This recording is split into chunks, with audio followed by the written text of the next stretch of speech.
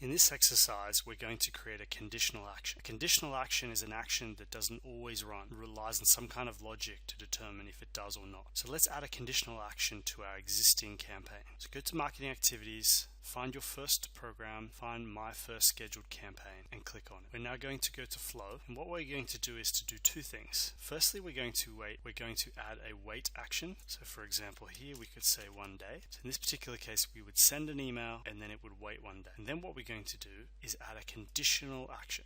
To add a conditional action, you need to add an action as per usual and then click on the Add Choice button. Now in this particular case, we're only going to send the email again if it hasn't been opened. So the condition is opened, so it has opened an email, and then we select the email that we created. So it's the same one as here, but in this case we don't want opened email, actually want the negation of that. So we want not opened email. So if you haven't opened the email that we sent, what we would do is resend the email. And this send email is a conditional action. What it means is that it will only actually send an email if this condition is met. So if you haven't opened the original email. If you have opened the original email, it will do nothing. So that's how to add a conditional action into Marketo.